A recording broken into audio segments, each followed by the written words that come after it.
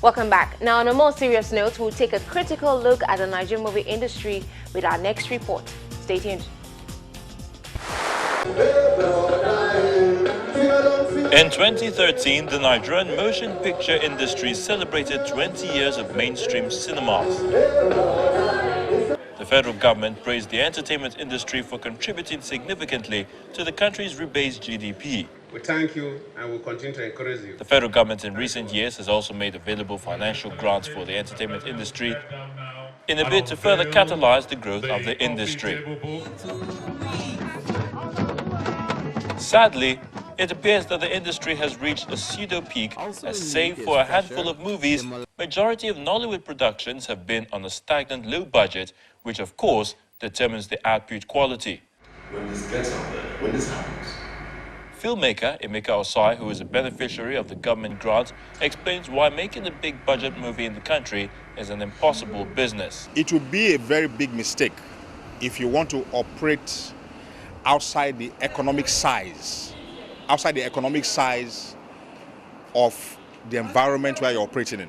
Okay, before you begin to think of how much money to invest in any production, whether it is film or other consumer, goods, ask yourself, what is the size of market? The daring filmmakers who try to operate outside the said Nollywood limits have had their hands burnt. B. Bandele recently worked on the screen adaptation of the acclaimed novel Half of a Yellow Sun, starring successful Hollywood actors including Chiwetel Ejiofor and Tandy Newton, in a bid to catch international attention. The film earned good reviews within and outside the shores of the country. But then, it failed woefully as a business, as bootleggers feasted on the top quality production. Half of a Yellow Sun was seriously pirated. That's basically people taking money from the table of a lot of people who would have very legitimately made an income from it.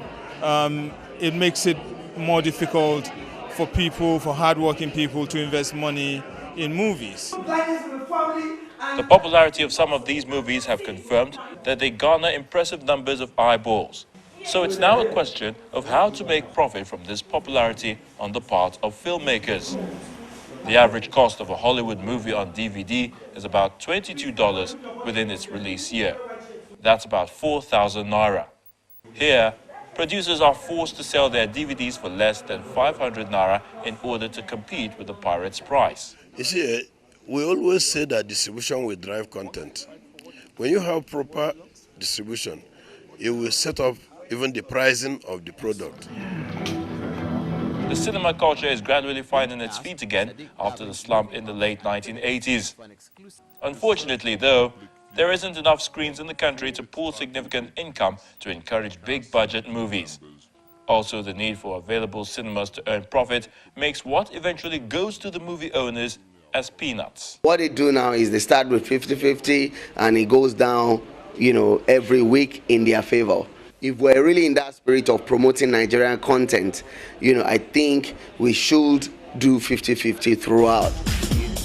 All indications show that for Nollywood to grow beyond its current status, it must first be a viable business.